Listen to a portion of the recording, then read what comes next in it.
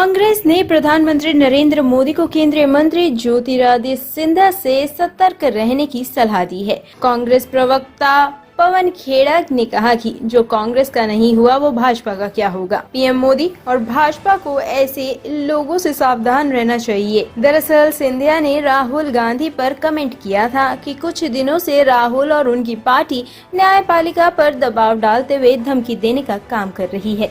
राहुल ने अपनी लड़ाई को लोकतंत्र की लड़ाई बना दिया है। कांग्रेस के पास कोई विचारधारा नहीं बची है, उसके पास केवल देशद्रोही विचारधारा है जो देश के खिलाफ काम करती है। बेवफा निकला, गम इस बात का नहीं है कि वो बेवफा निकला, अफसोस महज इतना है कि उसे क्या समझा था और क्या निकला। और जो वफा लुटियंस दिल्ली के एक बंगले की मोहताज हो जाए, वो वफा किस काम की? वो कल जाती है आज जाए। जिस नजरिए के खिलाफ, जिस विचारधारा के खिलाफ 50 साल से जो आदमी लड़ रहा हो, आज उसी नजरिए का ताबेदार बन जाए तो अफसोस तो सबको होता है। ना केवल हमें हो रहा है, अफसोस आज उनको भी हो रहा है जिनकी वो खिलाफत करते थे। जो हमारे नहीं हुए वो तुम्हारे क्या होंगे। आज जब वो बादशाह सलामत की शान में कसीदे पढ़ते हैं तो हंसी आती। जिसको खुदा माना था हमारे कुछ कार्यकर्ताओं ने, वो बुत मिट्टी का भी नहीं निकला।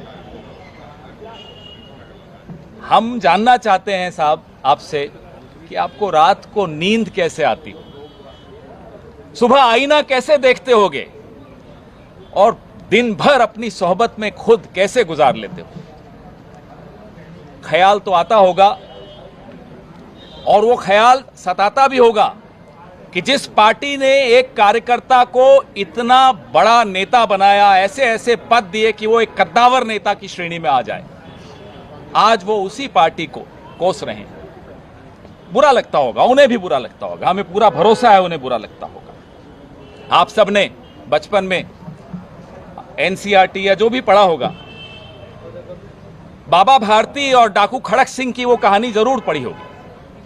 हार की जीत नाम था कहानी का, बचपन में मैंने पढ़ी थी, कोर्स बुक्स में होती थी। कैसे डाकू खड़क सिंह दीनहीन अवस्था में भेष बदल के अपाहिज का भेष बनाकर सड़क के किनारे पड़ा हुआ था और बाबा भारती अपने प्रिय घोड़े सुल्तान पर सैर करने निकले हुए थे। डाकू खड़क सिंह ने उनको गुहार लगाई कि रुकिए, मेरी मदद कर दीजिए, मुझे वैद्य तक ले जाइए। बाबा भारती ने डाकू खड़क सिंह को घोड़े पर बैठाया और अचानक डाकू खड़क सिंह ने असली रूप दिखाया और घोड़ा लेके भाग गया। जब वो भाग रहा था तो बाबा भारती ने उसे रोका, घोड़ा ले जाओ, नहीं चाहिए अब घोड़ा। लेकिन मेरी एक बात सुनते जाओ, किसी को इस वाकये का जिक्र मत करना, नहीं तो लोग एक दूसरे पर विश्वास करके एक दूसरे की मदद करना बंद कर दें। ये कहानी हम सब के लिए बहुत आवश्यक है। हम सब जो कार्यकर्ता इस पार्टी के लिए लड़ रहे हैं, हमारे नेतृत्व के लिए लड़ रहे हैं, हमारी विचारधारा के लिए लड़ रहे हैं, आज हमारा नेतृत्व हम पर किस मुंह से विश्वास रखेगा जब 50 साल पुराने नेता जिनको इतने पदों से नवाजा गया वो ऐसा धोखा दे सकते हैं। तो बताइए हम पर किस तरह से हमारा नेतृत्व भरोसा करेगा। हम सबका भरोसा तोड़ा, पार्टी का भरोसा तोड़ा है। खैर, जो हुआ सो हुआ। जब इन्होंने पार्टी छोड़ी थी तो एक टिप्पणी की थी कि आज मैं आजाद हो गया हूं। 2 दिन से जो इनकी टिप्पणियां हम सुन रहे हैं तो हमें भरोसा हो गया है कि आप गुलाम हो गए हैं, आजाद नहीं हुए। आपके सवाल इसी पर रखिएगा। एक सवाल अलग से पहले इस पर